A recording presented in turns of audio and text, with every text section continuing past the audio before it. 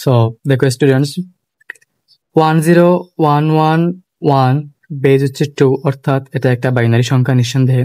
এর সমতুল্য দশমিক মান কত? ওকে, বাইনারি সংখ্যার বেজ হচ্ছে 2, দশমিকের বেজ কত? 10। ওকে, সো দশমিক থেকে বাইনারিতে নেওয়ার একটা শর্টকাট টেকনিক আছে। তুমি এই এই অঙ্কগুলা বা এই যে এমসিকিউ গুলা, এগুলো হচ্ছে ক্যালকুলেটর দিয়ে করা যায়। এখন মনে করো বা তোমার শেখার তো প্রয়োজন আছে, তুমি চাইলে হাত দিয়েও করতে পারো।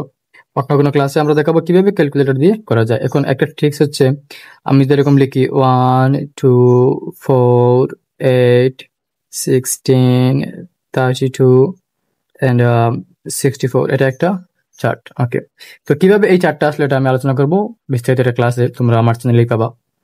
এখন দেখো, আমার লাগবে 10111। ওকে, তো আমি যদি কিভাবে করতে হয় এগুলো আমি তোমাদের শিখাই। মনে করো আমি বের করবো হচ্ছে, ধরো আচ্ছা, এখান থেকে আমরা আগে আনসারটা বের করে পরে আলোচনা করতেছি। প্রথমে 3টা 1 আছে, তাহলে আমি এটাকে 1 দিলাম, এটাকে 1 দিলাম, এটাকে 1 দিলাম। পরেরটা হচ্ছে 0, এটাকে দিলাম 0। এরপরটা হচ্ছে 1, এটাকে দিলাম আমি 1। এখন দেখো তো কোথায় কোথায় 1 অ্যাক্টিভ। এখানে 16তে 1 অ্যাক্টিভ, 4-এ 1 অ্যাক্টিভ, 1 অ্যাক্টিভ না actually 4 active, 2 active, 1 active. So আমি কি বলতে পারি, আমি যদি এই প্রত্যেকটা অ্যাড করে দেই, 16 আর 4 হচ্ছে 20, 20 আর 2 হচ্ছে 22, 22 এর কত?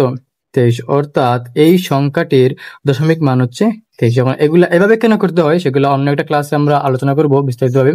আপাতত মনে রাখো, এটা হচ্ছে একটা ট্রিক্স। আমি যদি 0 ধরি তাহলে কি করবো না, আমি আর এটাকে কাউন্ট করব না। 1 মানে অ্যাক্টিভ, 0 মানে কি ইনঅ্যাক্টিভ বা হচ্ছে যে অ্যাক্টিভ না, অফ। ওকে, সো আনসার হচ্ছে 23।